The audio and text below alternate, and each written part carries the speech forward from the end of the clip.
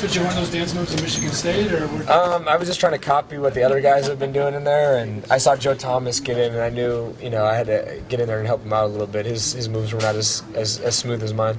They have pretty groovy moves. back in the 80s, 90s moves.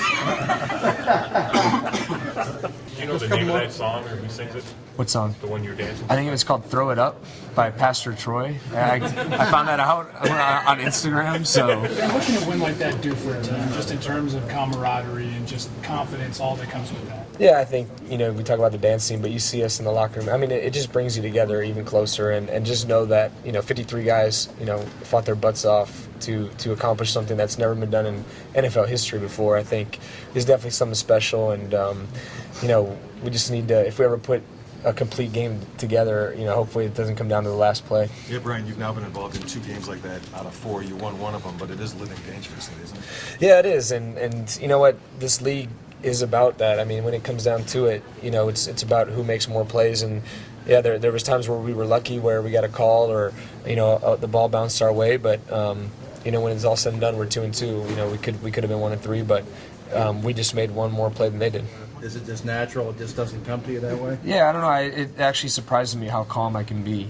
Everyone else is going crazy, and I'm just kind of like this. And I don't know if it's something that started last year in Minnesota. I know I had a few game-winning drives at Michigan State in college, and even going back to high school. So I don't know if it's just something that maybe you get a feeling for as you go out throughout your career or whatever it might be, but I don't know, I think things seem to slow down a little bit in those situations when I think for other people sometimes they speed up.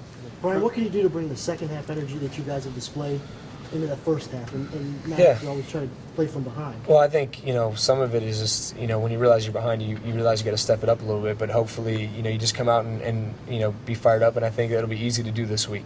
Playing the Steelers at home, it doesn't get any better than that, so I'm not too concerned about that this week. What about the number of guys that are making plays offensively? It's up and down, Yeah. Anybody you put in? It's all across the board. I mean, you watch the film, whether it's Miles Austin catching the slant over the middle or the back shoulder, setting up that first touchdown, or Gabriel right out the bat out of the second half, the long pass.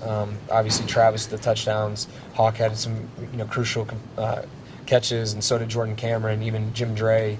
I mean, the running backs, fullback Agnew. I think this offense allows for a lot of guys to be successful, and it's just about distributing the ball, being a good point guard and getting it to the right guy.